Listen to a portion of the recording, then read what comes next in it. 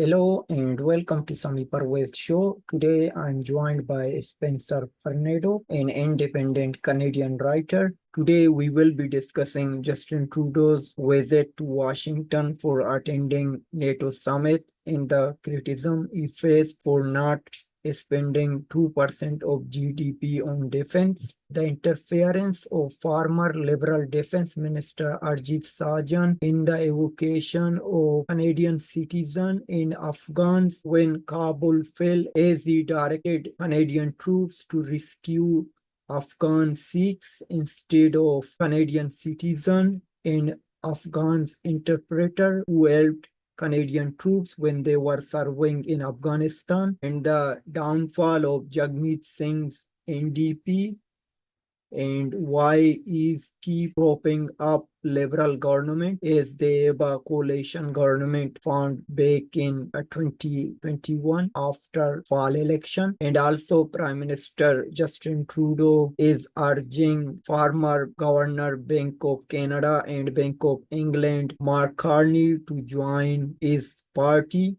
Thank you so much, Spencer, to joining me on Sami Parvez Show. It's a great pleasure to have you. Good to be here. Thank you. So as we saw, Prime Minister Justin Trudeau attended NATO Summit with other world leaders. So what do you take from this summit as Prime Minister role on that? But he was he faced many criticism for not reaching 2% GDP on defense. Yeah, I mean, I think it's pretty disgraceful that his big pledge, which they hyped up a lot the day before, is just to spend, get to 2% by 2032. I mean, that's 8 years away. I mean, the world will be very different by then. Obviously, he's not going to be the prime minister by then either. And so I think, our allies have been, quite public criticizing us, openly saying that we need to be spending more. And what's interesting about that is those kind of public criticisms only happen after a lot of behind the scenes criticism. So that means this has been going on for years. And, obviously Trudeau has chosen not to hit the target. And so they're at the point where they just have to publicly criticize him. And he still decided to wait another 8 years. And so I think it just shows that right now we're not seen as a serious country. Why would our allies listen to us? Why would they trust us when we're basically asking them, if there's a big war, we want our allies to go die on our behalf, but we're not willing to do the same for them because we don't have the capability necessary. And so I think that's it shows that he's really not the right leader for this time, right? Maybe, when things, he got elected in 2015.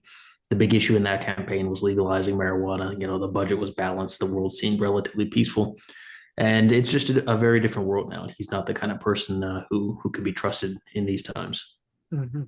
Yeah, but he blamed everything on Stephen Harper, like though like it is his habit, or you can say maybe it's his nature. If you cannot done anything, so you are going to blame somebody else. So how do you see just blaming his predecessor rather than being in the office for 9 years? So he said that we could not make it to 2% GDP spending on defense just because last government did not do it. Yeah, I mean, it makes no sense. I mean, I think, well, in the last year or so, the government's probably given out, 50 to 60 billion in planned subsidies to EV battery makers and electric vehicle companies. And so they have no problem with spending. They don't mind running massive budget deficits. They don't care about debt. And so the idea that all of a sudden, he doesn't want to spend money, it's just because he just doesn't want to spend on the military. It's that simple. For some reason, he just doesn't like to do that. It wouldn't be tough at all. Purchase some tanks. The U.S. has a lot of tanks sitting in storage. They have a lot of tank, producers, making the Abrams tanks. Poland's buying a lot of them. Other countries in Europe are trying to get some of them. Germany has, very good tank industry. Purchase some tanks, increase the F-35 order. We probably need more F-35s, set up a drone factory. I mean, there were two ammunition producers came to the government and said, okay, we need to start ramping up production. Can you give us $400 million, which for the Liberal government is nothing? And the Liberals said, oh, there's no real business case for that. So, Yeah. you have a massive war going on, Russia trying to invade and take over Ukraine. Ukraine needs ammunition. Our allies need ammunition. We do as well. And the Liberals wouldn't even spend $400 million on that. So that tells you they just don't take it seriously, right? Trudeau has a lot of nice rhetoric about the rules-based international order, but you have to defend that with actual, military power. And he obviously doesn't want to do that. Yeah, but we can see like he's giving like billions of dollars to Ukraine. It seems like every time he meets with Ukraine president, so it seems like he just got a bunch of like billions of dollars. Just recently he just gave like 500 million. So why Trudeau is too eager to giving to Ukraine than spending on our own military? Oh, I think we should do both. I'm a very big supporter of Ukraine and a big supporter of giving aid to Ukraine. And I think, I understand why Canadians, some are concerned about that because there's a lot of tough times here at home and people don't think we should be doing that. But I think the way to look at it is Russia and China and North Korea and Iran are all working together to try to weaken the Western world. They're doing that in many ways, right? And one of the ways is Russia's invasion of Ukraine.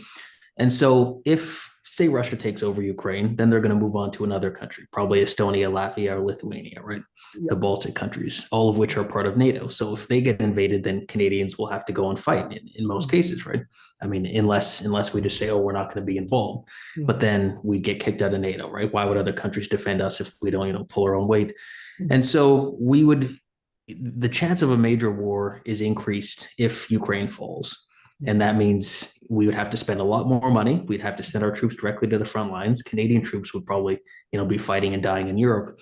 And so I think in the long run, we're actually saving money and saving lives by helping Ukraine now. But again, I think we can do both. I mean, again, the government's given out 50 billion or so in subsidies or promised subsidies to these EV companies. That is far more than we've given to Ukraine, far more than we would need to build up our military. And so I think it's all about priorities. This is a government that still acts as if the world is peaceful. There's no big problems. There's nothing to be concerned about. And they either don't recognize that the world has changed or they just assume that somebody else is going to defend us. And I think that's a very dangerous attitude. So how do you take just Prime Minister announced the new Chief of Defense Office staff, like she will be the first woman to take the charge also in the G7 nation. So do you think she has got this job for merit or just on quota system, as we have seen, like Prime Minister always talk gender identity and diversity? Yeah, I mean, I'm not really sure. I don't know too much about her, so I couldn't really comment on her specifically. From what I've seen, she's relatively well regarded in the military, so I think she's probably earned the position she's in. I wouldn't want to say otherwise without any knowledge to that extent. So I don't see it as a diversity hire or anything like that. But I think the bigger issue is, you could, in many ways, it doesn't matter who's in charge of the military if we don't have any equipment, right? If we can't meet our recruitment targets, if we don't have the equipment they need, then okay, sure, you're in charge of the military, but in charge of what exactly? What capability do you have? So I think that's part of the problem in Canada is we spend a lot of time thinking about the personalities, but not the systems behind them. And you can have the worst person in charge of the military or the best person in charge, but they actually need equipment first, right? Yeah, but suddenly we have seen like military like change its rule. Before there were some just relaxing for years and like tattoo and other stuff.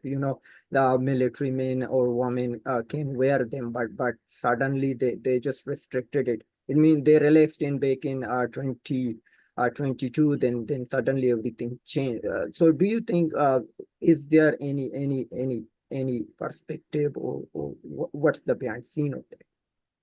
You mean the dress code changes? Yeah, like how much you can keep your beard and you have a tattoo, like wearing a ring or something like that. They relaxed it back in 2022, but suddenly they again like restricted those all things because many military officer they were again opposed those things. They were angry, like some of them. So so I need to know like what is behind of it. Suddenly they change. it again? Yeah, they're probably listening to what people in the military are saying. I think, part of it is the liberals seem to view everything as a kind of a social experiment. They want to change everything dramatically and use it to kind of oppose, you could say, woke, Mhm. values or whatever you want to call it. But it's just, the military, I wouldn't say it's not a conservative institution in a partisan sense, but it's conservative in the fact that its military has a lot of traditions that have been around for a long time. Mhm. People like to maintain those traditions. You can still do that while bringing in new people. Obviously, you have to. But I Mhm. think they're probably looking and realizing part of the recruitment problem is that people want to join a military that seems credible and that seems connected to Canadian history and Canadian tradition. And Mhm. so if you turn it into something that's very politicized and very you know woke or whatever you want to call it, then the type of people who would be more willing to join the military are going to look and say, well, that's not for me, right? So Mhm. it's a bit of a concession to reality from a government that usually tries to ignore it. Mhm. Again, they're starting to, I think very slowly, some people in the government are waking up to the Mhm. reality of the world, but it's happening way too slowly. And it really should have happened 4 or 5 years ago. Mhm. But have you noticed something like this, like gender identity politics or diversity, or like this quota system before 2015, when Harper was in government or his predecessor? It's definitely ramped up a bit. I think Canada always had some of that on the books even before the Liberals, but they've really taken it to a new extent. And I think the problem is it's kind of people talk about having social welfare programs for specific cultural groups or people of certain racial backgrounds, but that's just going to divide society, right? That just makes people, because there could be someone who is white who is struggling economically and they wouldn't get help, and someone else who isn't white would get help because of their race. Why not just help everybody, right? And you're seeing kind of that discourse online where Mhm. people, I think there's been some National Post articles where they point out there are jobs the government is offering up, and it basically says here's the list of groups that are allowed to apply, here's the list that can't, and that doesn't make sense to me. I mean, I think we've kind of flipped around what discrimination is supposed to, what it's supposed to mean, right? Yeah. If someone's not hiring people because they're immigrants or because they're from a certain culture, that obviously should not be allowed. You're not allowed to not hire somebody because of that. Mhm. But to then say, oh, we're going to supposedly address historical wrongs by saying this group of people can never apply and this group of people will be favored, that's also wrong because you're discriminating against people on their race and background. So I think we need to get back to the meritocracy idea, right? Hire the best people for the job, let people compete for the job, and Yeah. whoever wins the competition should get the job. Mhm. Yeah, but as we are talking about our military, so we know like former defense minister played a key role. Like it means he interfered in evacuating Afghan. So he especially directed military troops to rescue Afghan Sikhs.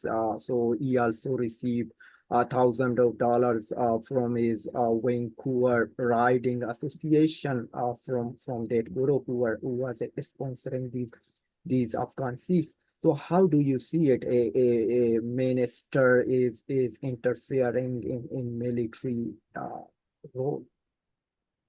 Yeah, well, I mean, I think that's terrible, right? I mean, your job in that position is supposed to be to serve all Canadians, not a specific cultural group. And that's, there's two ways to look at multiculturalism. One is that you bring people from all over the world together, but under a common set of values and a common Canadian identity, right? So, it doesn't matter if someone's, Christian, Jewish, Muslim, Sikh, whatever it may be. You're serving all Canadians in your role, right? And it seems like Sejan really didn't look at it that way. He was in a position of influence and power, and he chose to help a very narrow group connected to him personally instead of looking at his job as being there to serve all Canadians. And so I think that's a real problem. I think it's, again, so much of what the liberals are doing, it's almost as if they're deliberately trying to divide society, right? It's like the step by step, this is what you do if you wanted to tear apart a country. And so I think it's very concerning to see, for one, that he still remains in the cabinet. I mean, I don't know how that has become Yeah. even a bigger scandal, but also the fact that I think that kind of attitude is pretty pervasive in the Liberal government. I mean, you can't bring in a whole bunch of people to a country, simultaneously say, oh, Canada has no real identity, and then say we're going to be a post-national state. People are just going to go into the tribes that they came from, right? They're going to get into different tribal groupings, and the country will be just like it's, people say, like a giant hotel, right? There's no sense of national identity or core values. It's just, oh, we just all happen to live here in the same place. And that's as far as it goes. And that obviously doesn't work too well. Mhm. Yeah, but we don't see uh, uh we saw Arjit Sajan also lied back in 20 it came to know like back in 2017 I believe he apologized in the House of Commons for misguiding people, like he played a key role destroying Taliban back in 2006. Yeah, the architect, he called himself or something. Yeah. Yeah, but don't you think when you do such thing and you still remain a minister, especially minister of defense, like don't you think we should have integrity, some ethics to whenever you are found guilty, you must go. Like at least you should resign from that post. You can sit as an MP, but you cannot serve as a minister any longer. But we don't see this thing in Trudeau's under Trudeau's leadership. Like he broke ethics law twice, but he continues to remain as prime minister. Are we lack of something like integrity and ethics? Yeah, that's part of the problem, is that Trudeau himself has broken the rules so many times. What is Yeah, he supposed to say? He's going to fire people who are found to have ethics violations. He'd have to fire himself, right? yeah. And so, because the party is kind of built around almost kind of a cult of personality around him now, Mm-hmm. he can't really get rid of people for that reason. Mm-hmm. It's interesting, the people he does get rid of are the ones who push back a little, but the ones who are kind of independent, right? Jody Wilson were able to obviously, Yeah, even Bill Morneau, who was kind of mm-hmm. more an old school liberal, more fiscally responsible. Yeah. Trudeau got rid of him because he wanted to spend more money. Mm-hmm. And so yeah, that's the problem when the person at the top is not credible and honest, then that, what do they say? Mm-hmm. The fish rots from the head, right? So that's what's Yeah. happened to the Canadian government, is the guy at the Mm-hmm. top is not an ethical person. And Mm-hmm. so that filters out everywhere else. And so that's what we're seeing now. If Trudeau gets rid of people who are unethical and are dishonest to the public, then Mm-hmm. how can he remain there, right? So Yeah. it's lowered standards everywhere. Mm-hmm. But did you notice something like that in our part government? Harper was a lot tougher. I mean, there's obviously ethical scandals in every government, but well, it's so interesting to see. The big scandal with Harper was Nigel Wright and I think Duffy, right, Mm-hmm. Senator Duffy, and that scandal was someone close to Harper in the government using their own private money Mm-hmm. to supposedly give to Duffy, right? So not even taxpayer money. Like, the big scandal was someone using private money.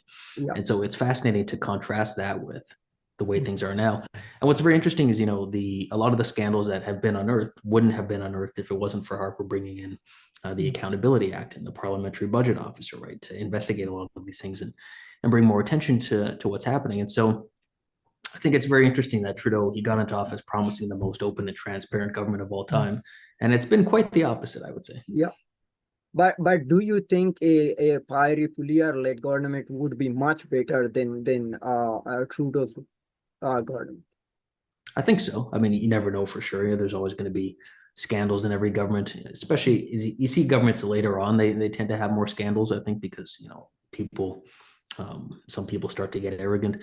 But one thing I noticed with Pierre Poilievre is he talks a lot about being a servant, right? That's not something you hear from a lot of politicians, the idea of being a servant rather than ruling over people. And I think that's a very important distinction. And I think that that's something he does take seriously. And I think the government will be more ethical and also better with taxpayer dollars, right? I mean, that's the big thing. We're spending so much money, we have no results to show for it. So I do think they'll be a lot better. And again, contrast, not to say the Harper era was didn't have any scandals, but compare the scandals in the Harper era to today, it's not even close. I mean, you didn't have Harper constantly getting in ethics violations, right? I mean, compared to Trudeau. So it's very different. And I think, I would expect a Poilievre government to be much less scandal ridden than the Trudeau government. Mhm. But do you think Pierre Poilievre will also use like identity politics, or he will bring everyone on merit? Yeah, I mean, I don't see him, talking much about identity politics. I see he does talk a lot about the idea of, serving all Canadians and, treating all Canadians the same. So we'll see. I mean, it's one thing to say that, when you get in government, there's a lot of programs that will be on the books, and getting rid of some of the quota systems would be controversial with some people, but looking at the polls the way they are, looking at the way Canadians view the Trudeau government, I think there's a real willingness to turn away from the far left on a lot of issues. And so I think he'll have a pretty strong mandate to make those changes. And I think people are getting tired of identity politics, especially I think as the world gets more, seems more dangerous and chaotic. I think people would actually like to have a sense of being part of a strong country and have a strong national identity that brings people together. And so I could see Poilievre doing quite well with that. So where do you see Maxime Bernier, People's Party of Canada leader? So do you think he will play any role in the upcoming election? Does he have any chances? So I don't see we don't see anything in the polls, but do you predict something will happen near future? Yeah, I don't think so. I mean, I'd never, say for sure that they're not going to go anywhere, but it really looks like they're stuck. I mean, he's tried to get a seat quite a few times and has not. A lot of the energy the party had was related to the pandemic. Two things, right? The pandemic and then the massive government restrictions on people, which obviously a lot of Canadians didn't like. Trudeau deliberately trying to inflame tensions over vaccination status, which obviously divided people. And then Erin O'Toole being, I think, too almost seeming center left to a lot of people in the Conservative Party. So it was kind of a perfect storm for the PPC to win some Conservatives over. But the Conservatives in many ways dealt with that issue. O'Toole is not the leader of the party anymore. Pierre Poilievre won. He won pretty decisively, raised more money than any leadership candidate in history. Yep. And so the energy that the PPC, may once have had, I think is not with them anymore. Yep. And again, I think, Trudeau was so unpopular that Canadians are just looking for whoever can beat him, right? And that's obviously Jagmeet Singh. That's not Jagmeet Singh because he's basically working with Trudeau. It's not going to be the Green Party or the Bloc, obviously. It's not going to be the PPC. They don't even have a seat there, 1 or 2%. So it leaves really Poilievre as the choice for people who want a big change. And so there's just no real good reason for people to vote PPC if they want to get rid of Trudeau, because that would be counterproductive. Yeah, but if I can ask you frankly, like, did Pierre Poilievre played a role to outset Erin O'Toole?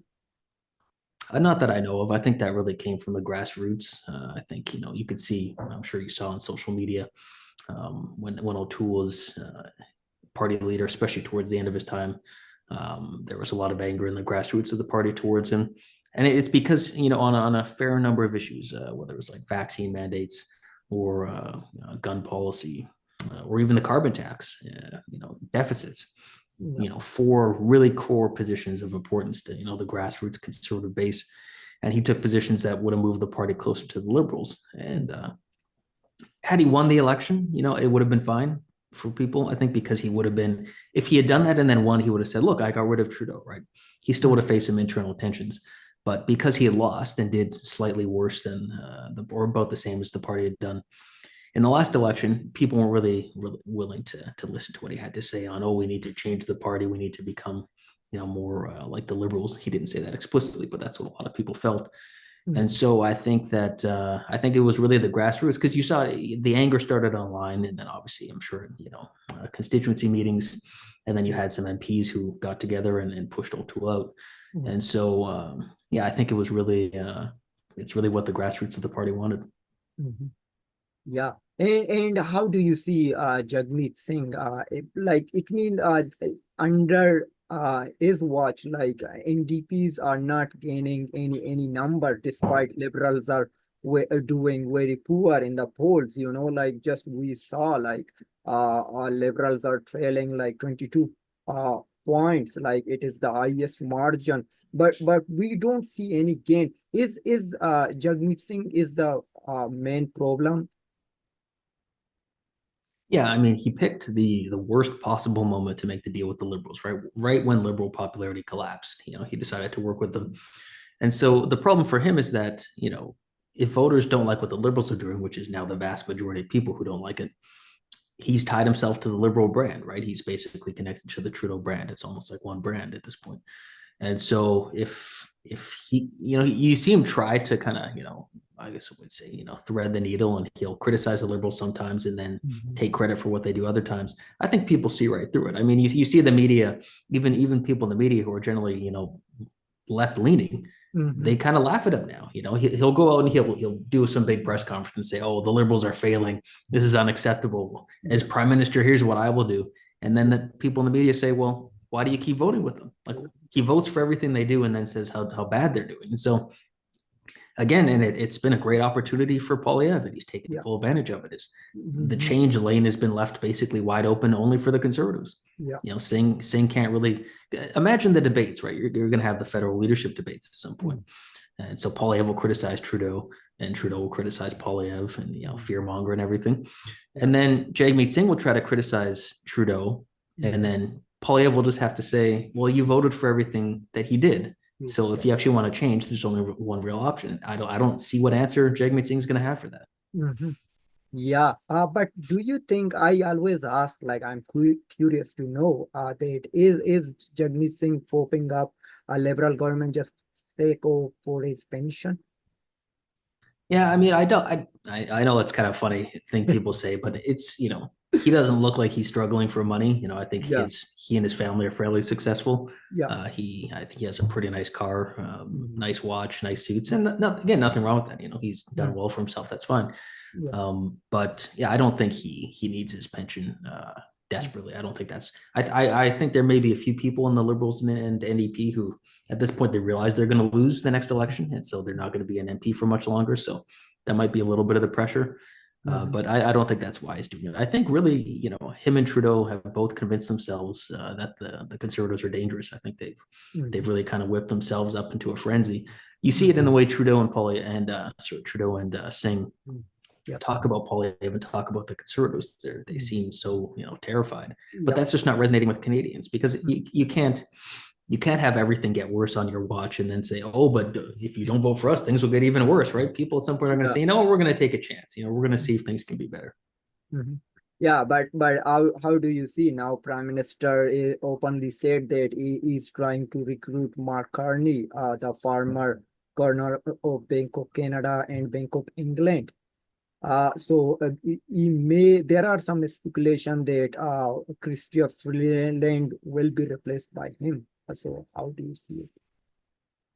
Yeah, I mean, he's trying to throw Freeland under the bus. I'm not really a big fan of her as Yeah. finance minister. I think she was okay as foreign affairs minister. She did that was kind of her area of expertise, but finance obviously was not. Yeah, you probably read that she at one point ran. I think it was a Bloomberg. It was supposed to be Reuters. It was a Reuters website they were setting up, and she was put in charge of it, and it didn't do well, and it basically collapsed. And she left just as it collapsed, and then went to run for office. Yeah. So kind of distanced herself from that. But now, yeah, Trudeau's trying to distance himself from Freeland. But to me, it's too little, too late. As you said, he's been in power almost 9 years now.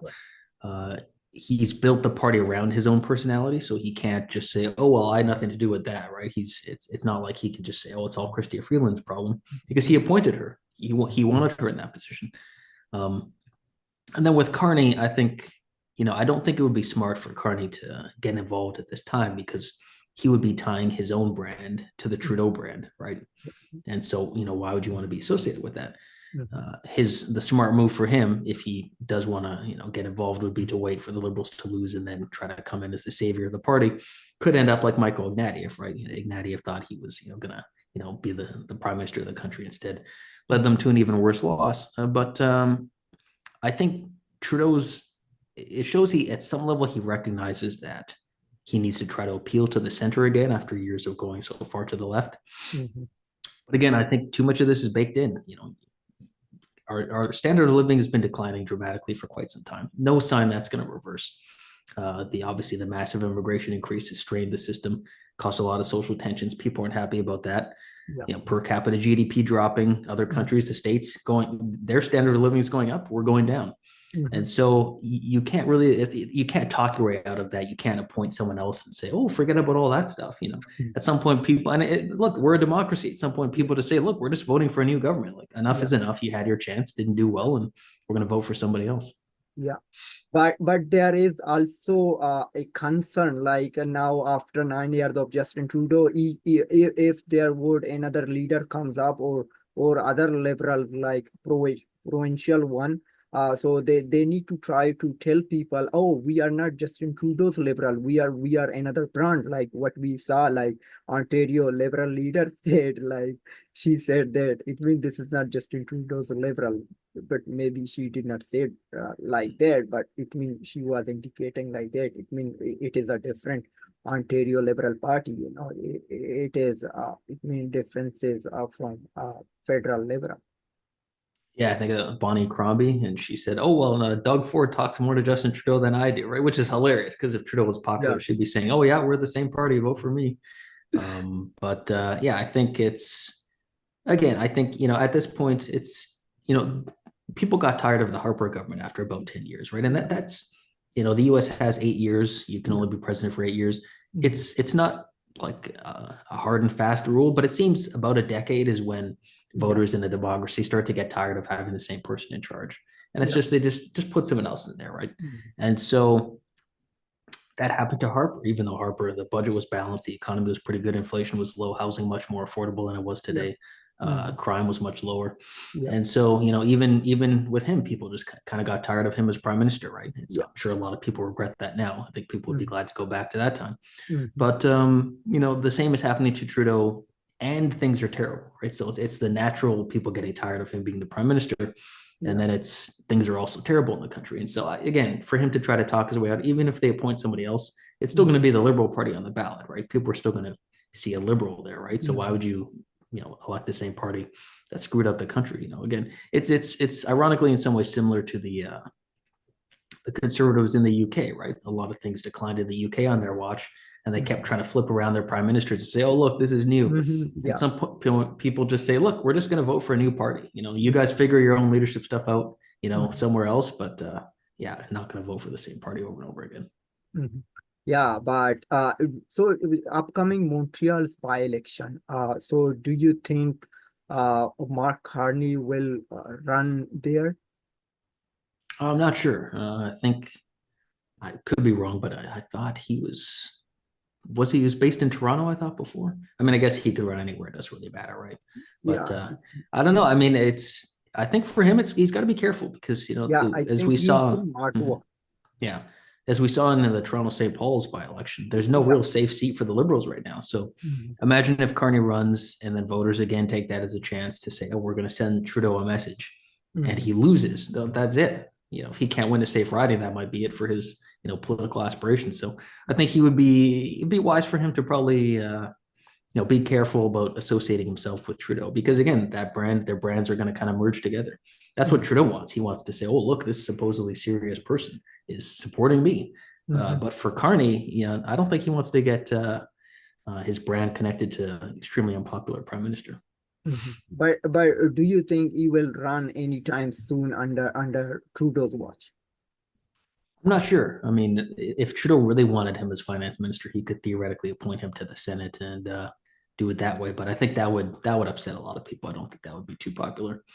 And again, if Trudeau gets rid of Freeland, what does that say about his own judgment?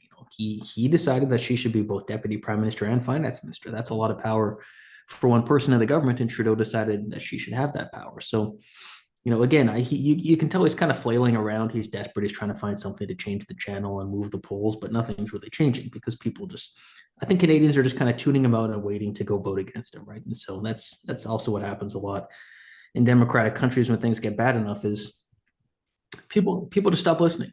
They don't, they see Trudeau on TV, they're like, whatever, I'm just waiting to go to the polls and vote him out, right? So he can keep talking, he can shuffle people around, but I don't think it's going to make too much of a difference for him. Yeah, but last question, how do you see, should we expect a revolt in the Trudeau's caucus? As he is staying in, and few MPs openly spoken like he should resign, but he is staying in. He is also declining to do a caucus in-person meeting. So do you think there will be a revolt in his caucus, and the time's up for Trudeau? It definitely, the fact that he doesn't want to meet with all of them in person shows that he's kind of concerned. He wants to meet one-on-one or with small groups where he'd probably bring all his advisors and then try to intimidate them or offer them, concessions based on who he's talking to, right? Kind of divide and conquer. But the problem for the Liberals is, again, they built the whole party around his personality. It's the Trudeau party. The people who would have spoken out and had their own kind of base and personality have been pushed out. So it leaves just really Justin Trudeau and his personality. And so it's tough to think of who would take over. Again, Freeland is less popular than Trudeau, most likely. She doesn't poll well at all. Trudeau seems to want to bring in Carney to bolster his image, not to have Carney replace him. Mm-hmm. And so, does Carney want to get in that kind of fight? Mm-hmm. And then you think, who else? I mean, Melanie Joly. Yeah. Okay. I mean, I don't think she's considered too credible as a foreign affairs minister. Some people may think otherwise, but I don't see that boosting the party too much. Francois Philippe Champagne, I've seen some people talk about him. I don't know if he has much name recognition. He might be seen as a little more credible and serious. But again, it's the idea of, look, we're a democratic country. People know different parties need to be in power at different times. Yep. And I think there's really a sense that the Liberals have had their time. They can shuffle new people in, they can try to rebrand, but it's still the same party that's been in charge when things have gotten worse. Mm-hmm. And so, and people, they look at the news every day, they only see one person saying anything, dramatically different than what the Liberals are saying. It's not Jagmeet saying, it's Pierre Poilievre. So at some point it gets into people's minds like, look, it's the Conservatives who are the only real choice if you want to credibly get rid of the Liberals, right? Mm-hmm. And so I think, the Liberals, they're flailing around. They're pretty desperate, but I don't see much of what they're doing really changing the polls for them. Okay. Thank you so much, Mr. Spencer Fernando. It was a great discussion with you. I hope see you again. Good talking to you. Yeah, thank you. Thank you so much.